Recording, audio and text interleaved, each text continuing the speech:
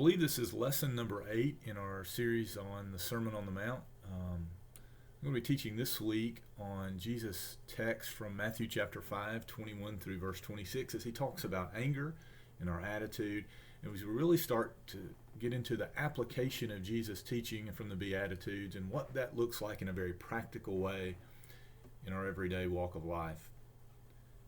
And so thank you for listening. Thank you for being a part as we kind of continue to do the best we can to do these classes via video and mobily. Well, in this lesson, a couple objectives. We're obviously just going to look at the text, try to glean from it what we can. We're going to look at this idea that Evan began with us last week on this idea of greater righteousness than the scribes or Pharisees. And really, that's what Jesus begins to do, beginning in this text in verse 21, to show us what that greater righteousness is and what it looks like. And then we're going to think about the application of this teaching in terms of our relationships and in terms of our Christian walk. And so I hope we're able to do that, and hope it's a blessing to you as it's been to me as I've studied this text. And so let's just get right in. It's several verses here. I'm going to read them all to begin with. We may reference back to them at different points. But Jesus says this, beginning in Matthew chapter 5 and verse 21. I'm reading from the English Standard Version. He says, "You have heard that it was said to those of old, 'You shall not murder, and whoever murders will be liable to judgment.' But I say to you that everyone who is angry with his brother will be liable to judgment. Whoever insults his brother will be liable to the council. And whoever says, 'You fool,' will be liable to the hell of fire. So if you are offering your gift at the altar and there remember that your brother has something against you, leave your gift there before the altar and go. First be reconciled to your brother, and then come and offer your gift. Come to terms quickly with your accuser while you are going with him to court, lest your accuser hand you over to the judge, and the judge to the guard, and you be put in prison. Truly I say to you, you will never get out until you have paid the last penny."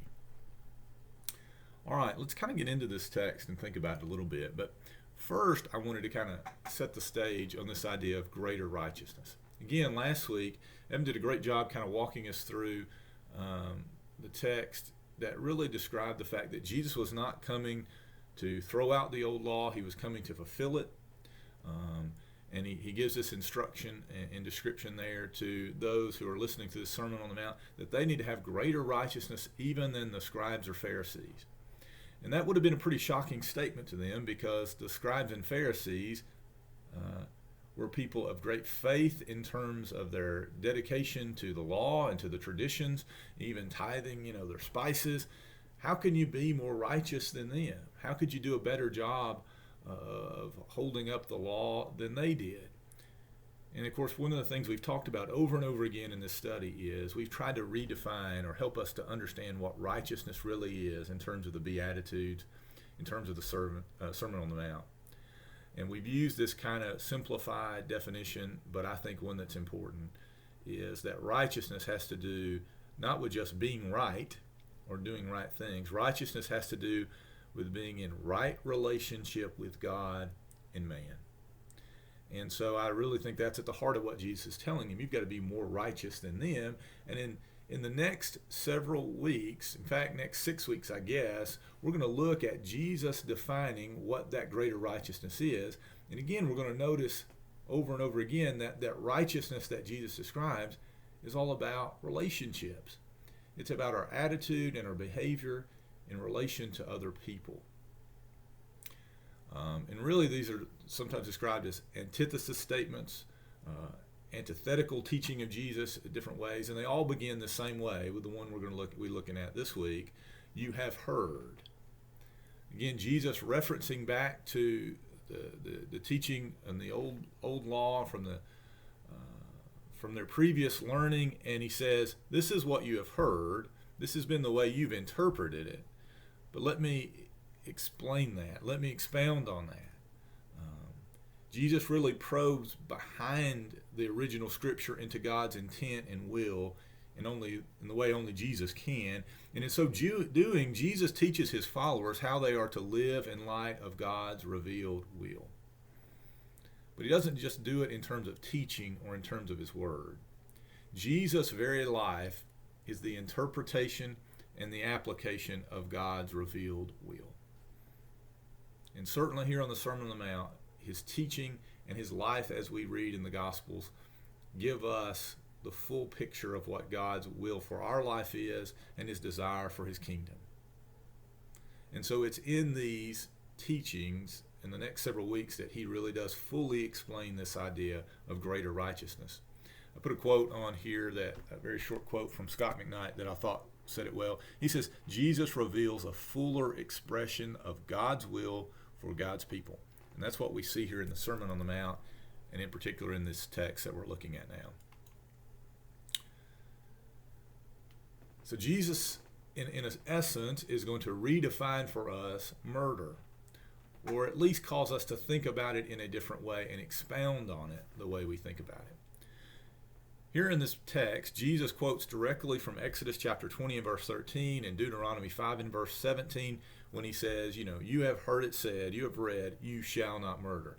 That's a very common idea for us. We understand that. We know the Ten Commandments. The second part of the phrase, when he talks about the judgment for murder, doesn't come necessarily from one particular passage. He's probably kind of summarizing the Old Testament teaching on murder. We look at that in the Torah in like Numbers 35, Deuteronomy chapter 17, that describes the teaching or the judgment that came for murder. It certainly would not have been shocking for the audience to hear that Jesus said murder is wrong, that those who murder will stand in line for judgment. That would not have been surprising. But the surprising thing about this is Jesus kind of expands, or he redefines, in a sense, our other actions and attitudes to say, you know what? Those who are angry towards their brother, those who would abuse their brother, that would talk bad about their brother in certain ways, he says those folks are in line for the same kind of judgment and treatment as those who commit the very act of murder. Now that would have been a shocking idea and a shocking statement. In fact, this is one of those passages when you read, or certainly if you try to teach a Bible class, that you start off and you say, well, murder, okay, I feel pretty good about that one. I've never murdered anybody. I don't think I've ever came close. So this is probably one that's not going to be too hard for me. And yet, as it often is with Jesus' teaching, we quickly realize, well, I may have never murdered somebody, but have I ever been angry towards somebody? Sure. Have I ever let that anger cause me to talk to them and about them in a way I shouldn't? You bet. Jesus even specifically uses the word here, fool. Have I ever talked about somebody or described them in that way? Yeah, I have. And so, as often is the case, what we recognize is when we look at our heart and our spirit and our attitude, that we have a lot of improvement that needs to be made. Certainly if we're going to follow in the path of Jesus. There are a couple of words in this text that I thought we'd spend just a moment on to kind of help us better understand. One of them is this word raka or raka. It certainly is translated a couple different ways. In the ESV, which I read, it's translated as an insult. If you're like me, many of you probably grew up on King James Version. And it's interesting because King James, as well as a number of other translations, don't actually translate this word. It just puts this word, this Aramaic word, into the text, which is kind of interesting. And I'm not sure exactly why that is, or why they picked this word and not others. But we see it there. And it basically means empty-headed or worthless. So if we're calling someone raka, we are saying you are worthless. Again, if you think about the significance of that from one of our first lesson, and something we brought up several times, one of the key things to understanding and seeing people the way God does is that we see them in terms of the Imago Dei. We see them as people who were created in the image of God. And I made the statement the very first week, if we could just do that one thing, it would change the way we live, it would change the way we treat others, it would change the way we think about others. If we truly saw them as worthy because they were created in the image of God. So at first we may read this text and say, boy, that's kind of strange to put calling someone a name in line or on par with murder, and yet if you think about the meaning behind this word that's used here, worthless. See, to murder someone is to say, I see no value in their life, I'll take it. But to call them raka is to say, I see no value in your life. It's with our words to declare their life has no value. And that's something that God takes very seriously. The second description here is the one that's caused a lot of debate over time. And Jesus said it's the one who calls his brother fool. Basically, I looked at every modern translation has the word fool here for the most part. The word that's translated there is the word moros, where we get the word moron from. In some ways, it seems like it's a very similar idea, repeating it. Fool may be a good translation, but I think like a lot of times, even if it's the right word to be translated, we don't think about that word the right way in English sometimes, or we're maybe missing the point with the way our common English usage is. Strong's Lexicon says that it can be used in two ways. It can be used to mean foolish, but it can also be used to mean godless. And to me, that one makes a little more sense here. It kind of seems strange for Jesus just to repeat himself, or in some ways, the idea of using the word fool seems even less harsh than the word raka. But if what it's really saying is this is a person who does not have God, who has no hope, boy, that's a pretty serious thing or insult or description to describe or throw at somebody. In fact, the text seems to almost indicate there's a worse punishment for those who use this word than for the previous word. Again, there's been a lot of debate among scholars, people a lot smarter than me, but let me give you a couple things I found that I thought was interesting. A.B. Bruce distinguished these two words this way. He says, raka expresses contempt for a man's head. It's like saying you are stupid. And moros is expressing contempt for his heart and character. It's like calling him a scoundrel. Again, that makes a lot of sense to me in how it fits in with this text. Some scholars even suggest that this word that's translated fool here may literally just be a transliteration of a Hebrew word which means a rebel, an apostate, or an outcast. So what they're saying is this second description is someone is saying to someone, you are not part of the family, you are not part of God's people, you are an outcast. And so it could be that Jesus is saying the person who tells his brother that he is doomed and an outcast, he is doomed to hell, is in danger of hell himself. Again, I don't know. There's been a lot of debate on that, but that certainly makes a lot more sense to me than just this kind of everyday usage that we might think of as the word fool. And so not only is murder wrong, Jesus says the person that fails to see their fellow man has worth, an image in the created God, who sees him as worthless, that person is wrong, just like the one who would take his very life. Jesus says the person that's angry and insults and ridicules his fellow man is going to stand before judgment, just like the man who commits murder. It's a pretty serious statement that Jesus makes, and one that we certainly need to take into account and weigh very heavily. The other phrase from this first couple of verses that I thought we would mention is this phrase hell of fire from the ESV. Some versions just say hellfire. Many of your translations may have a footnote that says or references Gehenna or Gehenna. You probably are familiar with this. Maybe one or two of these common ways we think about this word. Easton's Bible Dictionary says it's a reference to the valley of the sons of Hinnom. It was a deep, narrow glen to the south of Jerusalem. It's really known for two things. One, in the Old Testament we read, it's where these idolatrous Jews offered their children in sacrifice to the god Moloch. If you're interested in that, you can read about that in 2 Chronicles. You can read about it in Jeremiah. Obviously, that's something that God condemned, the idea of child sacrifice.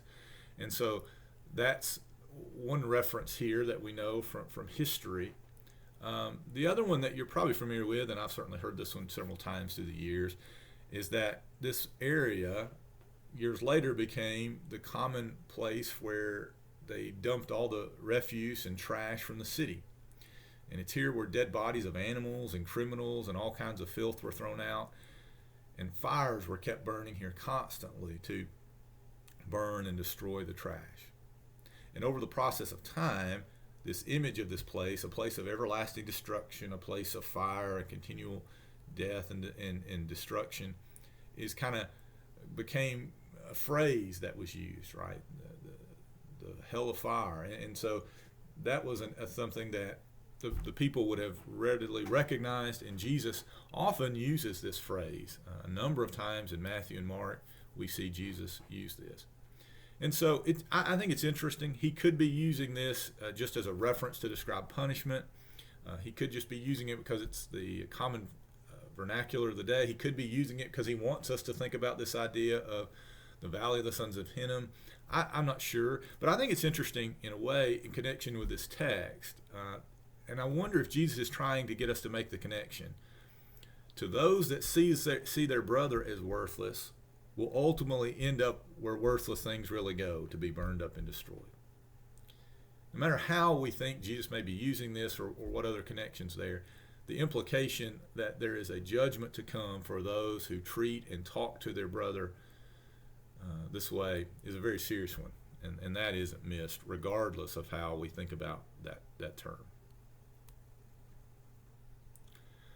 As we get into verses 23 through verse 26, Jesus gives us two illustrations to further explain this point. And he gives us two illustrations of broken relationships. The first one is really more of a religious context. The second, more of a secular context. But he tries to teach us an example and application of this teaching in both. The first one is in a religious setting. A man who is at the temple to offer a sacrifice. And he's there to give his gift, and he remembers that his brother has something against him. I'll mention this again later, but I want to make sure I remember and say something about it now. He's not saying that this guy realizes he has a conflict with someone else, but that they have an issue with him. And he decides and understands that the most important thing for him to do is to reconcile with his brother. So he leaves his offering and he goes to make things right with his brother. We understand from this text that there's a consequence to that broken relationship, and that ultimately it can be unacceptable worship. And there's a number of passages that talk about that when our heart is not right in our worship, in the way we approach life is not right in our worship, that even though we may be technically doing the things God has asked us to do in terms of sacrifice, in terms of worship, it will not be acceptable unto God. We're going to look at a verse here in a couple minutes from Amos. That's one of my favorites that talks about that. So that's the first illustration that Jesus gives us. The second one he gives is from a secular context, more of a court of law. It's about a man who has a debt. Now, depending on your translations, this is a little bit hard to pick up on in some versions. Others, it makes it very clear. But it seems the situation here is someone who owes money, right? They have an outstanding debt. And so the person they're in conflict with, or that their issue is, unlike the first example where it's a brother, it's someone they have a close personal relationship with, or is part of the church, if you want to think of it that way. In this case, it's just a moneylender. It's not someone they have a good relationship with. Some translations will even translate and include the word their enemy. Others say adversary. I do think that's probably an important point in this description and the difference he's making. One is somebody you may like or have a reason to have a relationship with. The other may not. In fact, it may be somebody you don't have a good relationship with. And unlike the first example where the consequence of not restoring this relationship has to do with your worship life and your pursuit of worshiping God, in this one, it's a very literal consequence. There is a judgment. In fact, he says, you better take care of this, you better pay your debt, you better do what you need to do, or you'll end up in prison. Right? And so these are the two illustrations Jesus gives here to kind of follow up on this teaching. And so what are we supposed to learn? What are we supposed to take away from these two texts?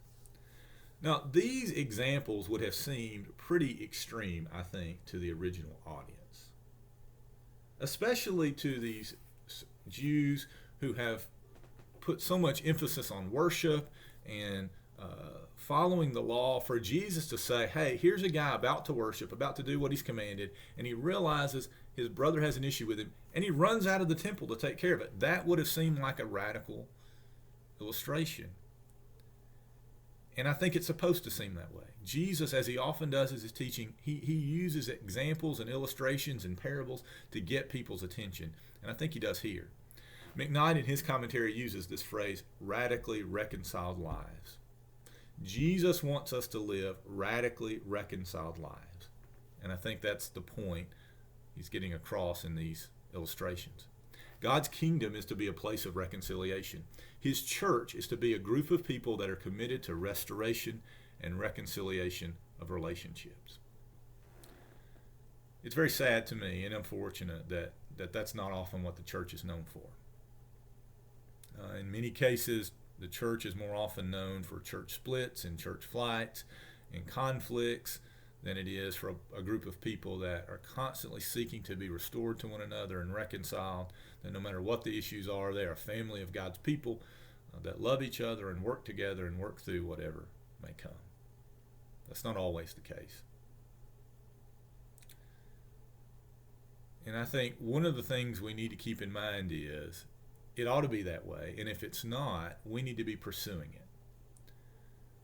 I think one of the emphases of Jesus' teaching here, in contrast to the scribes and Pharisees, and a number of commentaries I read kind of pointed this idea out, that the scribes and Pharisees, as strict as they were and as good as they were at teaching and keeping the law in some ways, they tend to emphasize the negative aspects of teaching. That is, don't do this, or just, meet this bare requirement of the law. So, for example, don't murder. Okay, you haven't murdered. Be very strict about that, but that's where it ends. But that wasn't the full intent of even the teaching in the Torah, and certainly not of what Jesus expects of us today. There's a positive aspect. There is something you are to pursue and do. It's not just don't murder your brother. You need to preserve that relationship with him and protect it. I think that's something we've got to be intentional about. That's something we have to be constantly pursuing.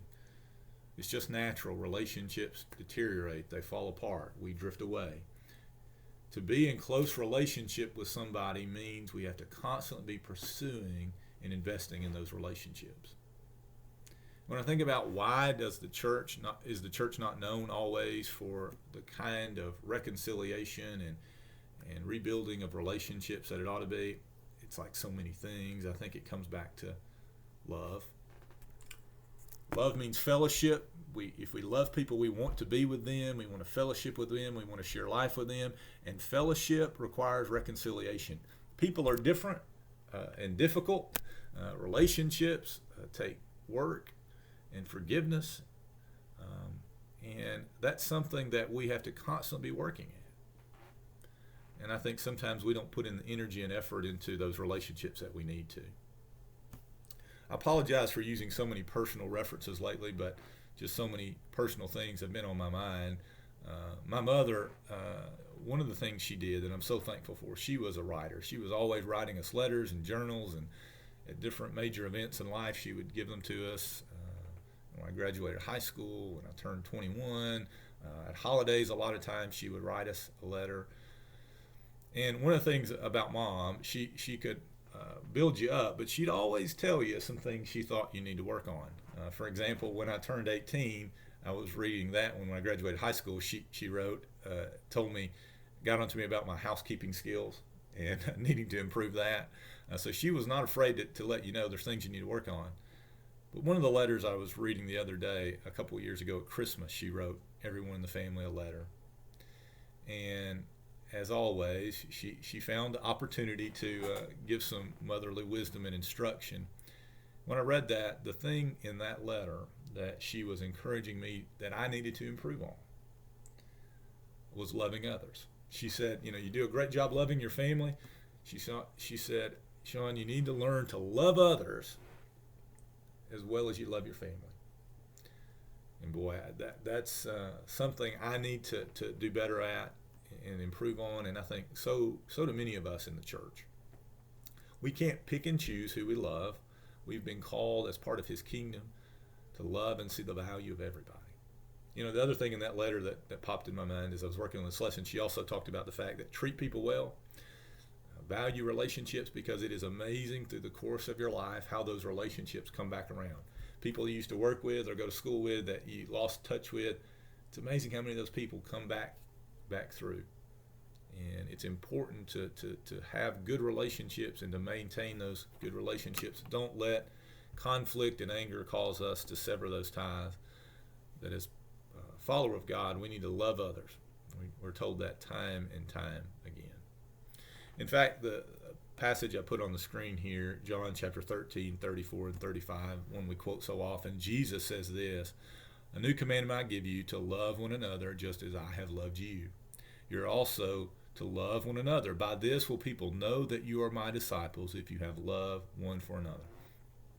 It may be true that the church is not known for its relationships and loving one another, but it is not the case that that's what Jesus intended. We are to be known as people that love one another, and love requires us to seek restoration and reconciliation.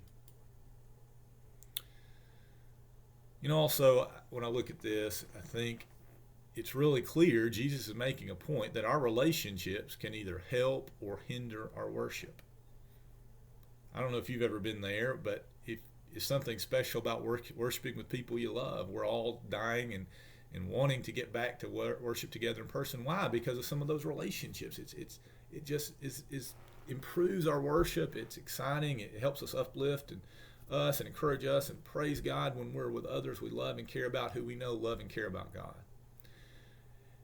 On the other hand, Jesus makes the point here that if we are not in right relationship with our brother, there's an issue there. It can hinder our worship, to the point that he's instructing us here, hey, leave that sacrifice and then go and find your brother. Do what you need to do.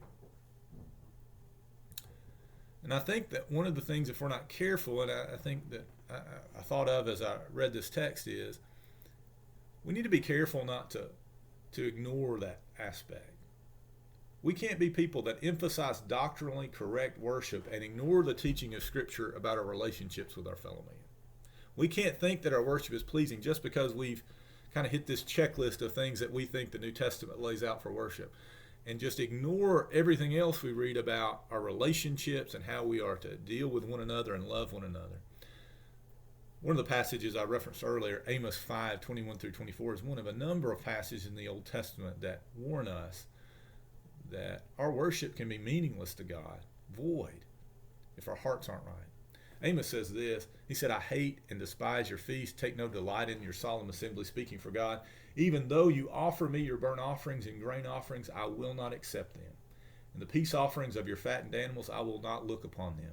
Take away from me the noise of your songs, to the melody of your harps, I will not listen." Notice verse 24, "But let justice roll down like waters, and righteousness like an ever-flowing stream." The admonition from Amos was to God's people, hey, you can be worshiping the right way, but you are not treating your fellow man the right way.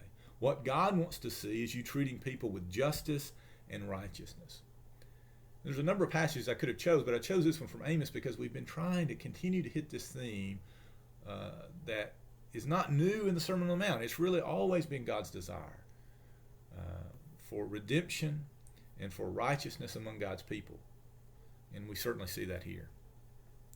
A phrase that I mentioned last week in our online Zoom discussion, but it keeps coming to my mind, is this, that we can be right but not righteous. And I've certainly been guilty of that. Maybe you have too. Maybe I'm even right about the issue or the conflict, but I am not righteous because I am not thinking about and caring about and loving my fellow man the way I ought to. I think that's one of the ideas that Jesus is trying to get us to think about and understand here. I think the final thing really about these illustrations is there is obviously a warning for urgency. In the first example, a man who's leaving worship, leaving his sacrifice to go make something right. In the second is a man who's going to take care of something because there's prison waiting. It is urgent. Take care of this matter right now. So the question is, we all have relationships that are strained or broken. We have people that we need to be restored with in some sense. What are we waiting for? What is getting in our way of doing what needs to be done? I don't know about you. I have a long list of projects of things that need to get done around the house. There always are. My list is always especially long because I'm not very handy, and usually I'll mess it up a time or two before I ever fix it. Even with the quarantine, even though I've been basically at home for 2 months, I still have a long list I haven't got to. We have a tendency to wait, to not want to deal with things, to put it off. And We certainly do that with difficult things like strained and relationships and conflict. And there is a danger in rationalizing and justifying our actions and why we aren't pursuing that relationship. But this passage clearly teaches us that we need to prioritize people and relationships. It matters to God. It matters in His kingdom. And I think if we're not careful, we can kind of write that off, or we can kind of think we're doing enough good in other areas of our life. We justify and we rationalize and we say, well, I'm not a people person. Or, yeah, I'm not really good at reaching out to people, or maybe I don't have a lot of good relationships in the church, but, I'm good in other areas and I do other things. Listen, we all have different personalities. We all have different things that come naturally to us. I can relate to that because I've made that thought in my own mind and I've made that justification. Well, that's not my strong suit.